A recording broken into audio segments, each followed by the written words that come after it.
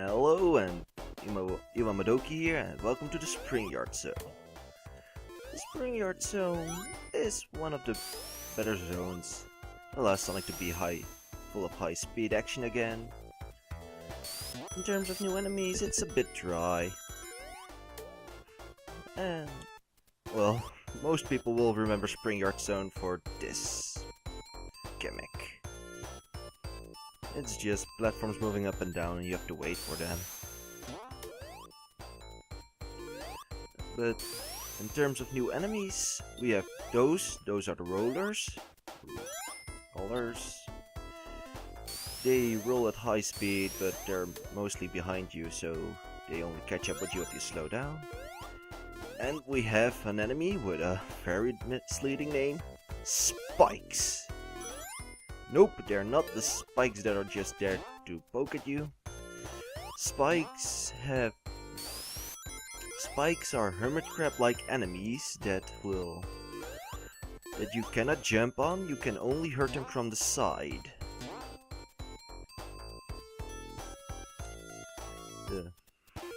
And again, high-speed action ruined by slow platforming. And here we have a spike. Oh.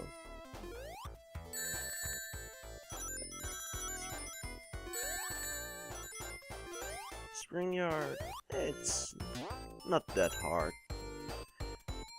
I don't really remember any hard instance. Jumping in these pits allows you to find some items, including rings and some secrets. Yeah. It's faster to go down. I said it's faster to go down here because then you don't have to wait for those boring platforms to raise and lower. These were the points I meant from the last episode. Yeah, Spring Yard. It can be seen as a bit of a predecessor to all the casino levels in the next Sonic games. It also has a bit of the feel. Also, again, nice catchy music, and bumper, bumper, thank you. One of the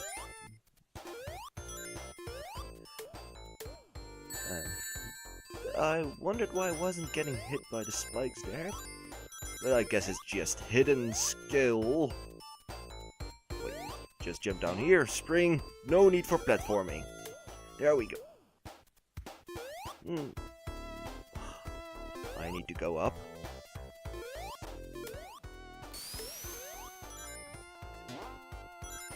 Yeah.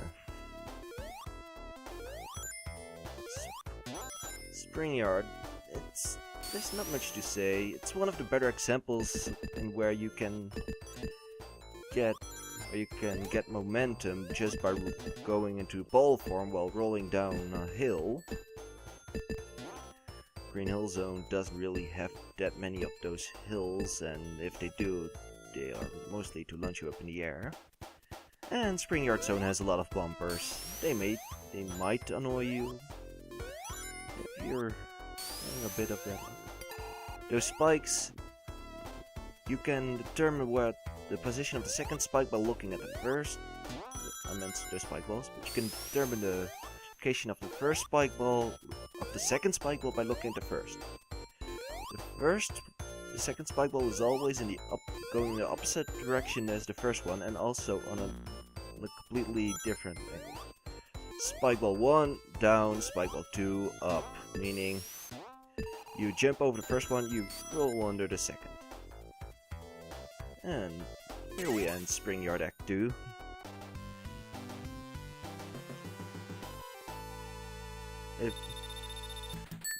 Interesting thing about the time bonus, getting a time bonus of under 30 seconds?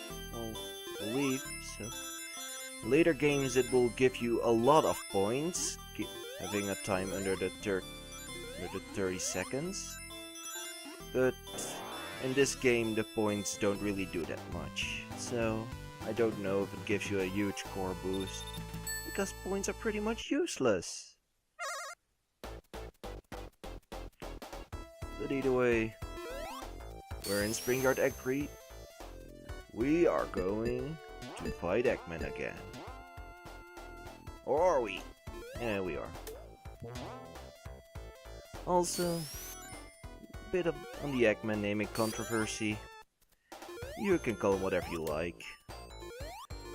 I tend to call him Robotnik, but sometimes I just call him Eggman. What do you prefer?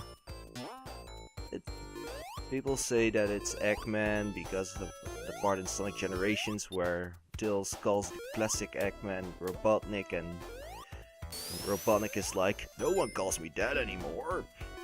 Best Robotnik impression. Was that even an impression? I don't remember my own voice! But you can call whatever you want. Also, this jump. Don't be too quick, you'll squish yourself.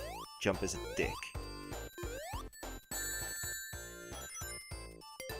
I believe that in the later games, Dr. Robotnik's grandfather, Dr. Gerald Robotnik, is confirmed to also have the Robotnik last name.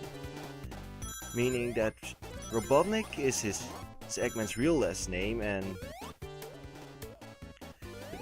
that Eggman is just his evil Dr. Villain name.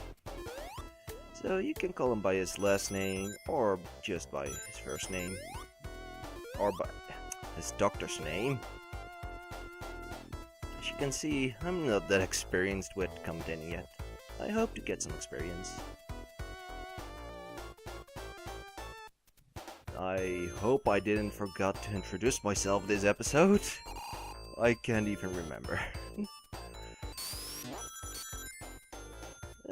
We're almost at the boss, and if for some reason or the other the boss is giving you a hard time, the checkpoint right there, if you pause it, you can always just go a bit back to the left and to take the secret. This secret will always get you 1 life, so you don't go game over.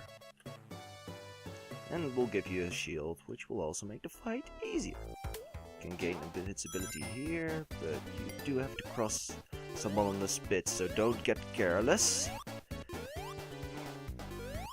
Here we have the new boss, the Eggomatic Spike. He'll pull blocks from under you to kill you. And I got careless with my invincibility. Note to self. Follow my own advice. It's going to help me. The secret can be a bit hard to get this, just to get in the right rhythm, but there's nothing really holding you back from getting this secret, so infinite lives for as long as you need them.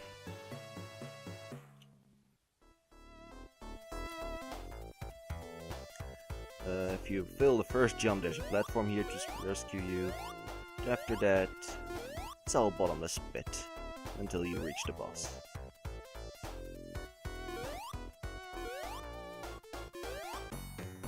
We meet again.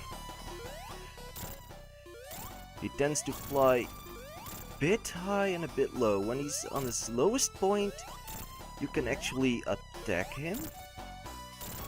But otherwise you'll just barely miss him. He still takes 8 hits, just like previous bosses, which I forgot to tell. Each boss in this game just takes 8 hits. And we've rescued some piggies and chickens! Well, I'll see you next time when we enter the labyrinth zone.